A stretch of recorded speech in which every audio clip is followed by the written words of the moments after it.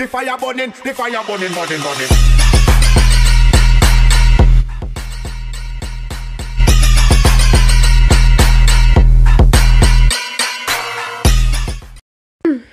Salutare lume, eu sunt Clau și azi vreau să vă arăt cum să alegeți un telefon de sub 500 de lei sau un telefon perfect, cum vreți voi. Intrați pe EMAG dacă vreți pe orice, dați pe astea, tablet, telefoane mobile, cum să alegeți cel mai bun smartphone, ca să alegeți un smartphone cât de cât bun. Adică telefonul smartphone să fie.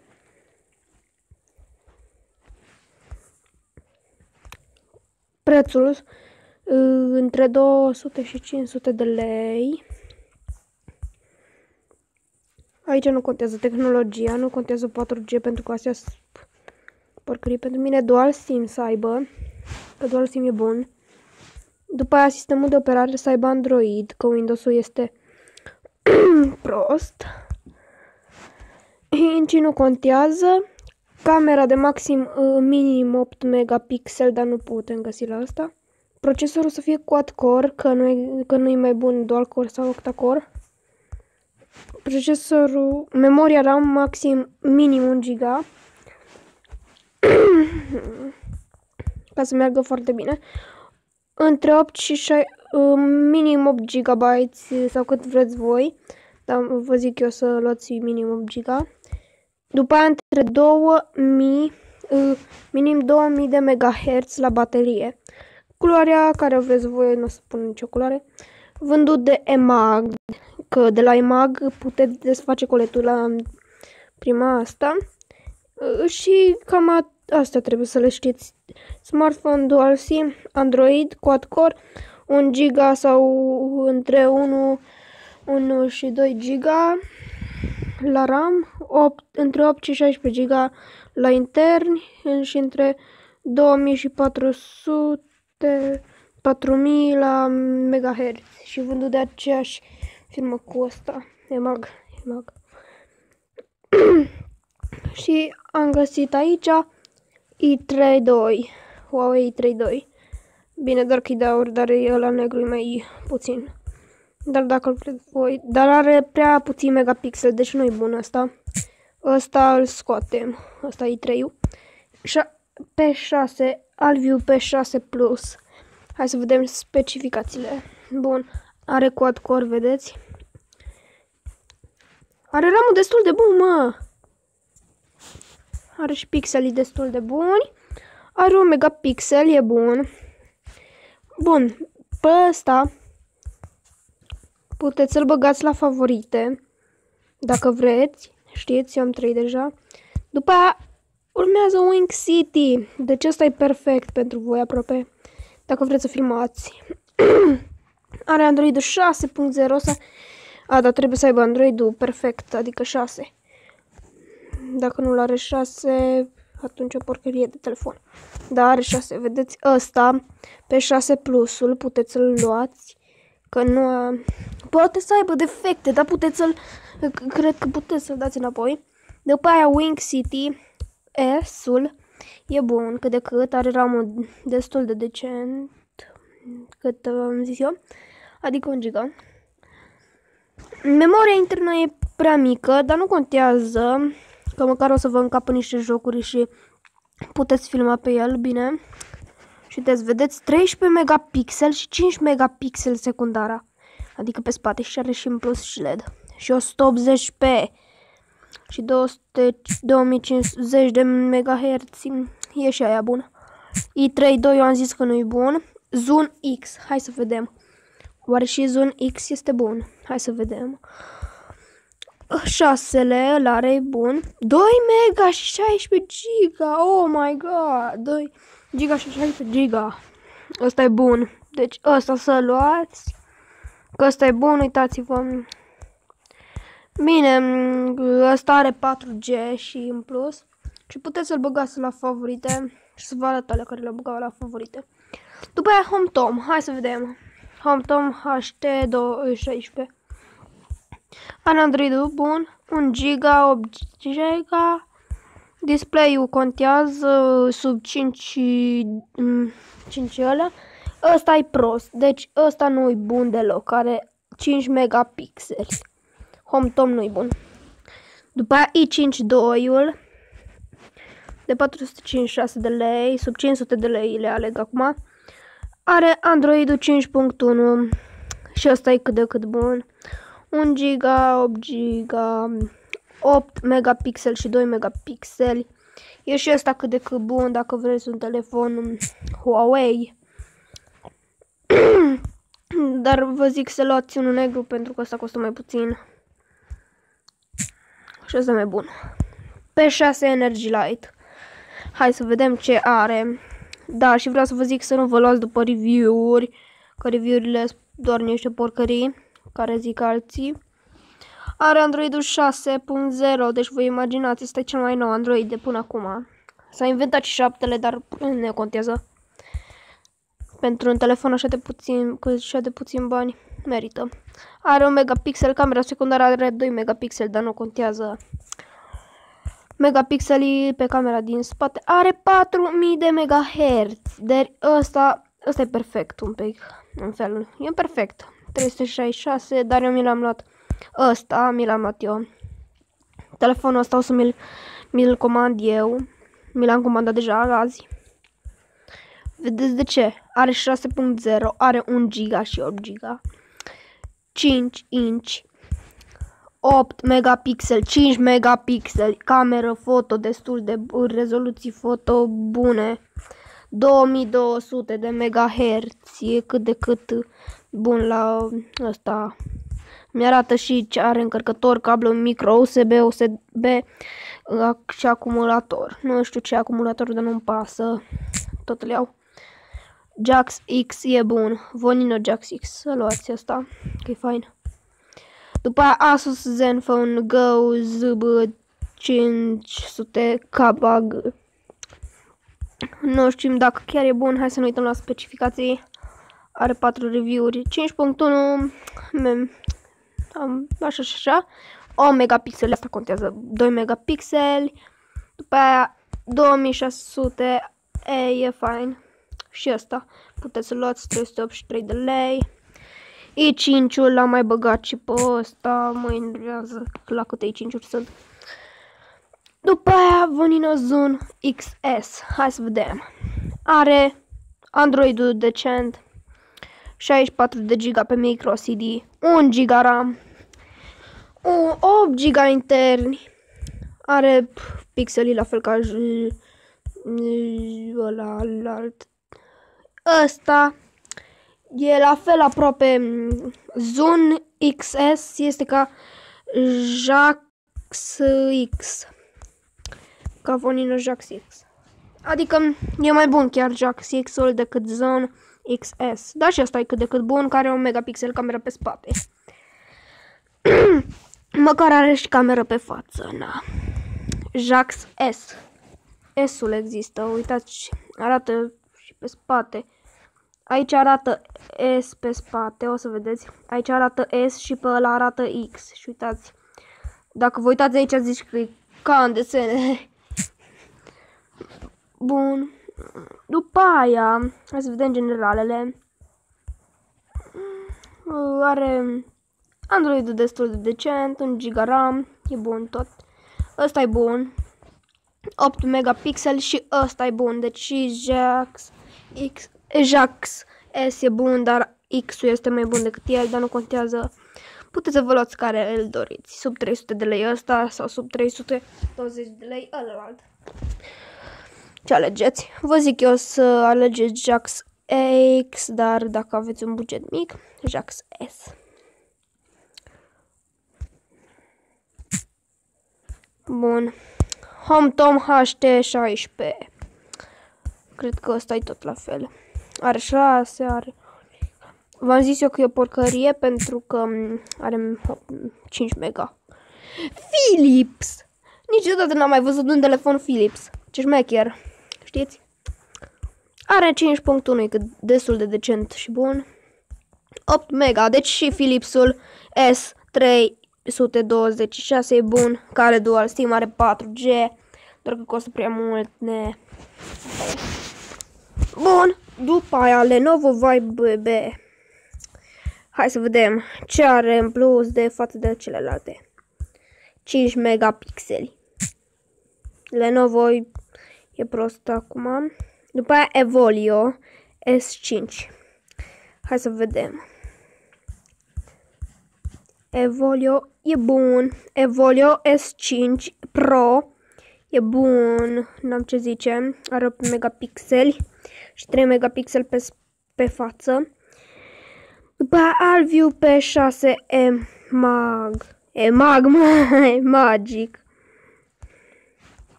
Îmi place cum arată ăsta pe spate, știi? Dar mai fain e ăla de la Vonino. Bun, hai să vedem. După aia, bla bla bla, Android bun. 16 GB interni. Bă, mai bine mi l-am pe ăsta. Glumesc. Are 8 megapixel, 2 megapixel pe față. Are 720p, deci HD. Full HD. Camera la ăsta nu e HD, dar camera de la Vonino era Full HD, bă. Deci vă imaginați cum filmez cu ăla. Zici că vedeți voi, deci ziceți că vedeți voi. După aia Lenovo Vibe B, vi l-am arătat. Ăsta Vibe B-ul, ăsta e doar alb. V2 Viper L. Viper L-ul e bun. E bun, n-am ce zice. 1 GB, 16 GB, e bun. Stați un pic. Bă, nu contează Android-ul că e 5.1. E prost. V2 Viper e prost, doar ăsta e prost. Din V2 prost, adică nu mere așa, nu-i fain. După ăsta e bun pentru voi și ăsta are 128 de giga pe cardul LCD, micro CD. Pe 6 Lite-ul îl puteți lua de pe Mag. Deci nu aveți niciun stres, ăsta costă 396 pe 6 Lite-ul. După aia STK Storm 4. Uite un pic. Nici nu știu ce era cu porcătile alea de sus. 32 de giga la micro CD, dacă vreți să vă puneți. 8 megapixeli. Și asta e bun.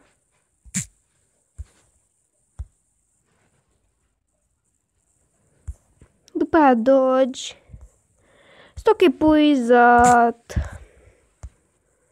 Bun, deci stați un pic, am uitat ceva. În stoc trebuie băgate. Bun, deci v-am zis de i3 pe 6 Plus.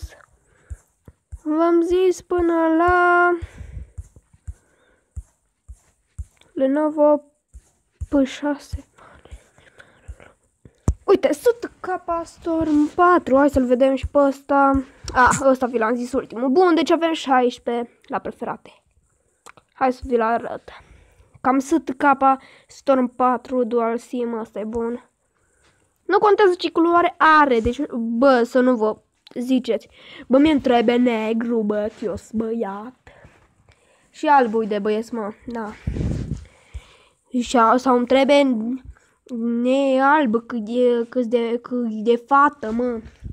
Nu-i nicio culoare de băiat sau de fată, oricum vă place vouă, vă luați culoarea aia. Negru sau alb nu contează, amândouă și amândouă chiar. Sunt faine, amândouă sunt faine. N-am ce zice. Bine, poate albul costă mai mult și de aia zic că poate și negru e mai bun pentru că costă mai puțin telefoanele alea sau costă mai mult, nu știu, în funcție de cât de scump e telefonul auriu. Găsiți la alb sau la negru mai ieftin, știți? Ca auriul, desigur, de ce să nu fie, să coste ăla 400 de lei și ăla 300 de lei cu negru, 350, scuze. Sau chiar cu 20 de lei mai puțin, dar nu contează asta. Vedeți culoarea e alb, 5.1, 1 GB RAM, 8 GB interni. Deci 8 GB intern e cel mai, e maximum care le lași. l-aș vrea eu, știți? Că ăsta are pe 1 giga 50. Ce porcărie de telefon e LG-ul ăsta, știți? De fapt și ăsta e bun că m-a ținut câtva timp. 1 megapixel, v-am zis eu, 8 megapixel și 2 megapixel secundara. Nu contează LED-ul, mă, că nu văd bine. Dacă cei care vreți cu LED, o să vi-l arăt și pe alea cu LED. Astea sunt fără, ăla-i fără LED. Bine, LED-ul vă folosește la ceva. Da, vedeți, blițul. Blițul este LED-ul. Sau LED-ul este blițul, nu știu. Dar blițul este un fel de LED, adică care luminează, știți?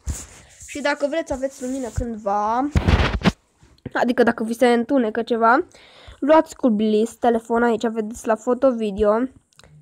Vedeți, cu bliț integrat, da, sau orice scrie la bliț integrat, dacă scrie nu luați.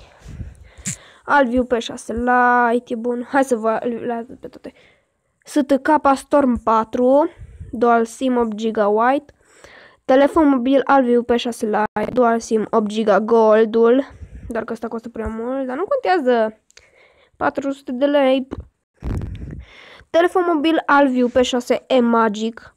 E-Magic. Deci, hai să vedem cum arată. Mamă, ce... Bă, ce șmecher este ca e alea acolo, bă, vreau și eu unul din ăsta. Mă... Glumesc. Bă, ce șmecher arată, bă, ăsta e fain. Ăsta e fain, e Magic. Ăsta e Magic. Să luați și pe ăsta că e fain. Foarte fain. S5 Volio S5 Pro Dual SIM 8 GB Black. Philips S326 Dual SIM 8 GB 4G gri. Vonino Jax S Dual SIM 8 GB gri. Vonino Zun XS Dual SIM 8 GB 4G. Hai să vedem și cum arată acest Vonino X. Uitați, X Zun X. Atât. Stați un pic să mă... Uite, bă, nu știați de asta. Nu știați, mă, arată aici un S. Ce șmecherie S. Știți? XS. După Huawei i5 Dual SIM 8 GB 4G White. Asus Zenfone Go ZB500KG Dual SIM 8 GB Black. P6 Energy Lite Dual SIM 8 GB 4G Black. Huawei i5 Dual SIM 8 GB 4G Black. i5 tot la fel, doar că gold, na. Zun X Dual SIM 16 GB 4G Black. P6 Plus Dual SIM 8 GB. E maro. E mare brânză, mă. Ce o să vină la unul la tine să zică: bai un telefon căcăniu. Wing City S Dual SIM 8 GB 4G 3G, mă, 3G 3G Black. Dar nu contează că e 3G, mare brânză. Pe telefon Vonino Jax X Dual SIM 8 GB Black. Asta la favorite, bă. Aici le adaugi în coș și te duci la coș și le cumperi cu coșul ăla al tău. Doamne, da, ce șmecher l-au făcut, bă, era șmecher, știi? Băgai tricouri de vânzare și băgai în coș și mergea așa cu mouse-ul. Știți, ceva gen Kaufland.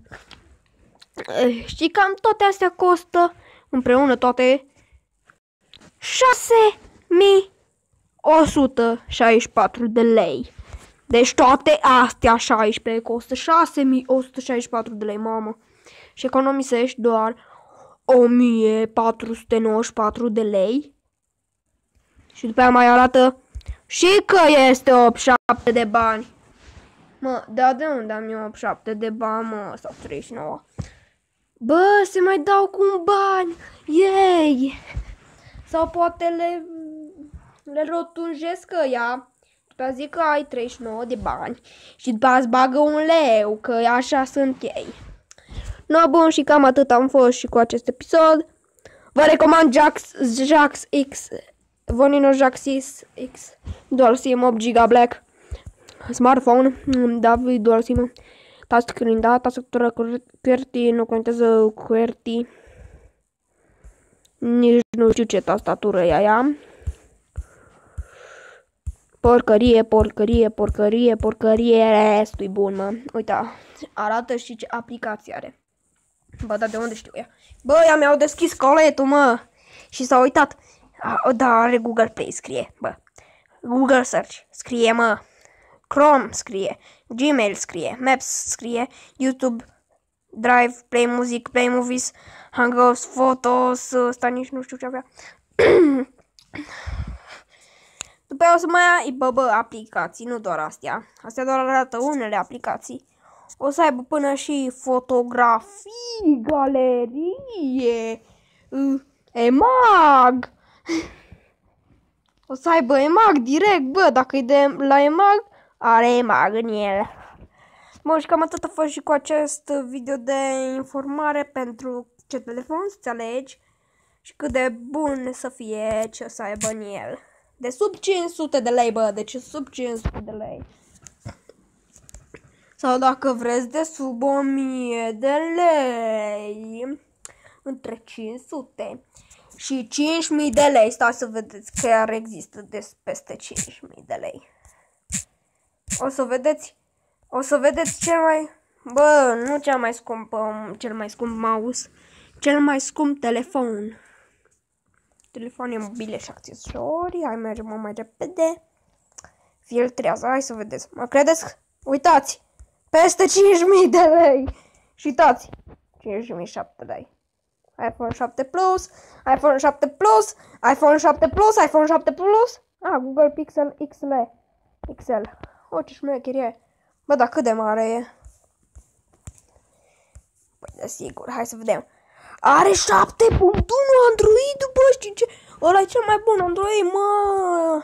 4G RAM, memorie internă 32 de giga,